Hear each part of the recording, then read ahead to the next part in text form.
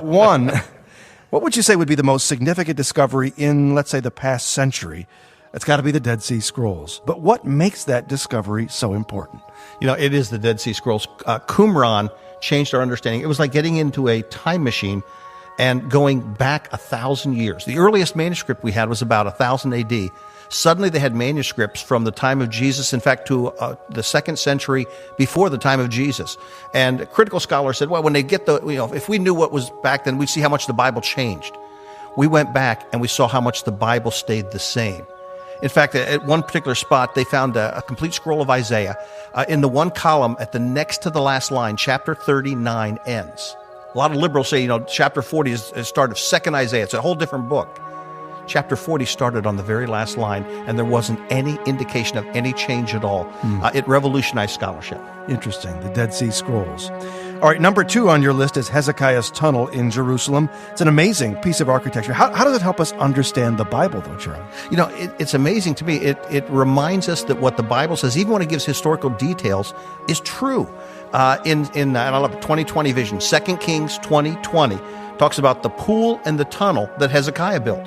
And people would say, well, that's just making things up. And suddenly they found the Pool of Siloam. In fact, they've just found the recent Pool of Siloam that was there in Jesus' day. But connecting that from the original Gihon Spring, they found the tunnel and saw where it was dug. They found an inscription, and it dated right from the time of Hezekiah the king. Here's one of those details in the Bible that you go, even the smallest details are true. Yeah. You're listening to The Land of the Book with our host and teacher, Dr. Charlie Dyer. We're looking at 10 great archaeological discoveries that authenticate the Bible. And number 3 you're suggesting is the House of David inscription at Tel Dan. That's up north. I suspect many aren't familiar with that discovery. What is it, and why is it so important? It's just a broken fragment of what was once a pillar. And you look at it and go, it doesn't look that spectacular. But what was amazing is on the pillar itself, they found 2 names, 2 words side by side, House of David. They can date it because it was set up by the king of Damascus, who had defeated the king of Israel and the king of the House of David, he says. What makes it amazing is there's a lot of people who say David never existed. That's a myth. He's like King Arthur. He's just a legend. Here's an inscription from 100 years after the time we would say David was around, and it calls the dynasty ruling in Jerusalem the House of David. It does remind us indeed that when the Bible talks about David, he was a literal person, and the dynasty he founded was recognized as his dynasty that early. There does seem to be a lot of people wanting to discredit even the existence of David. It's so much so with all archaeology, anything that the Bible pictures as being great, as miracles, critical scholars don't like. And they always start with negative evidence. There's no evidence of someone, which gives them a real problem when they find that evidence. Yeah.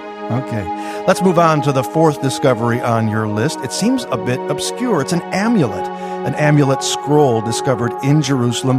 What about this amulet scroll? How does it help authenticate the Bible? It's one of my favorite places. I get to take people if we have just a little extra time.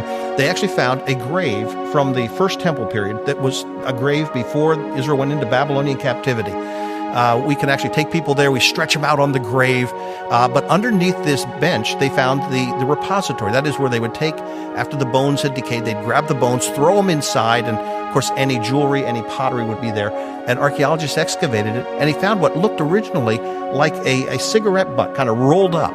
And it took several years to unroll it. But when they unrolled it, what they found was it was inscribed inside. It was a little necklace, an amulet, a good luck charm. And it said, "The Lord bless you and keep you. The Lord make his face to shine on you and be gracious unto you. The Lord lift up the light of his countenance upon you and give you peace." What made that significant? Liberal scholars, if you ever went to a college and had a course on religion, they probably taught the JEDP theory. The idea that the Old Testament wasn't written by Moses or the first 5 books. It was written over much time. And the P document, the priestly document, was written after the Babylonian captivity. The problem is this is a quote from a document that isn't supposed to exist until the Babylonian captivity. And they found it in a tomb before the Babylonian captivity, which shows some of the foolishness of these theories we came up with. Archaeology really disproves it and shows that was known and was even being recited, put on necklaces as a reminder very early. Top 10 archaeological discoveries that authenticate the Bible. That's our focus today on The Land of the Book. We come to number 5. Everybody has heard of Caiaphas, of course, the high priest at the time of Jesus. But there's an ossuary of Caiaphas, and why is that so important? Yeah, and an ossuary is a fancy term for a bone box. by New Testament times, instead of taking the bones and throwing them into a repository underneath the grave, they would wait a year, take the bones, and they would have carved a box, and they put the people's bones in that box. And rather than calling it bone box, it sounds much better to say ossuary. Well, they were excavating south of Jerusalem in this really beautiful promontory area that looked down on the city from the south. And they found just some lovely bone boxes, ossuaries. One of them was incredibly artistically described, but it had a name incised on the side of it.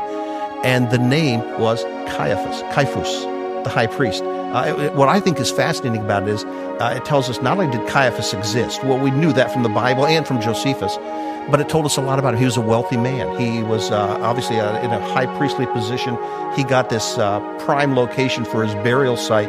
And everything that we know about Caiaphas just is summarized in that bone box they found. I love it. Jesus rose from the dead. Caiaphas didn't. Yeah. It's a stunning thing to stand right up against that ossuary that Charlie's talking about, to look at it and say, really, this is the ossuary of Caiaphas, the high priest of the story of Jesus. Yeah, and someday those bones are going to rise again, but he's not going to be happy with the results. Yeah. Number 6 in our top 10 archaeological discoveries proving the Bible, the broad wall of Hezekiah. Charlie, where's that? How does it help authenticate the Bible? Yeah, you first get to Jerusalem. If you walk through the Jewish quarter, you suddenly come across this pile of rocks right down the middle of the quarter. They were so amazed when they found it that they left it there, built the houses all around it. It's a wall that was built by Hezekiah the king. It actually does several things. The archaeologists, including Kathleen Kenyon, one of the most famous archaeologists, said that Jews really weren't that important. Jerusalem was a tiny little town. What the Bible says about it really isn't true. And suddenly they found a wall. One end of that wall is pointing toward Jaffa Gate on the western hill. The other's pointing toward the Temple Mount.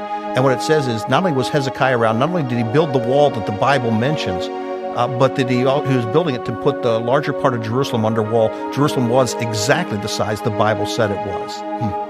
Number 7 on your list, Charlie, is the tomb of King Herod. Exactly how does this discovery help us authenticate Scripture? It's interesting. It's a kind of a roundabout way, because Herod's only mentioned once in the Bible, in Matthew chapter 2, at the account of the babies. Yeah. Herod the Great, he dies right after Christ was born. And so he only has a bit part. I guess he wouldn't like that. A walk-on part for Herod the Great. He would have expected something bigger. But the Bible doesn't treat him that way. But it still is very important for understanding the Bible. Herod builds this massive place. He names it after himself, the Herodium.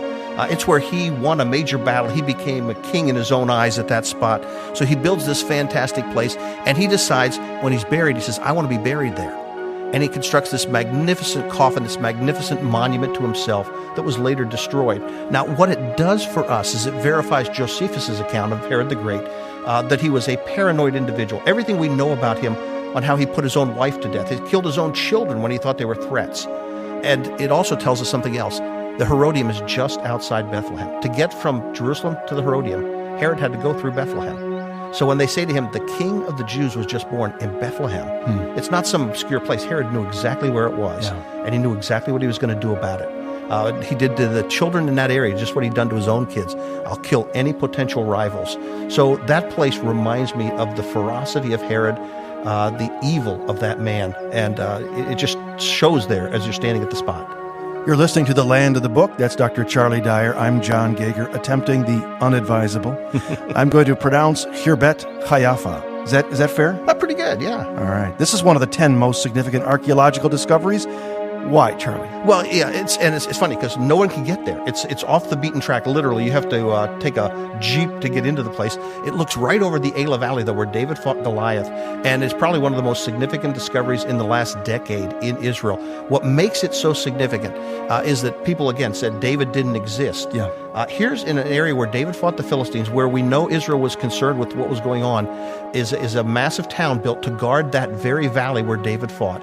It was built as a significant city. We know from dating of it that it only dates from the time of the end of Saul's reign to the beginning of Solomon's reign, which means it's during David's reign it was built and then abandoned shortly afterward.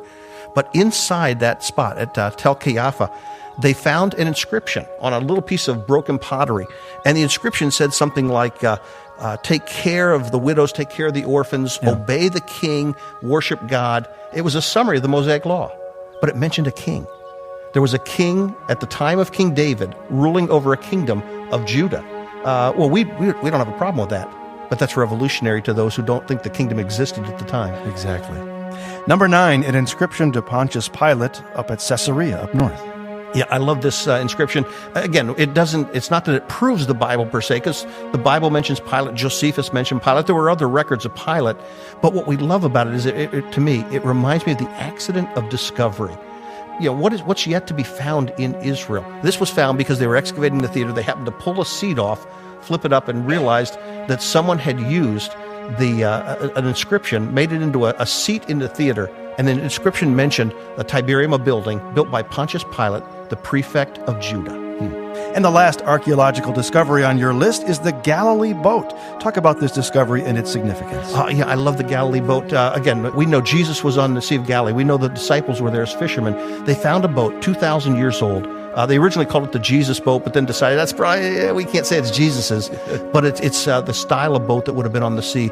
And when you see that boat, you realize Jesus and his disciples in a boat that small on a storm, it makes the Bible come alive in a sense. It's not some ocean liner.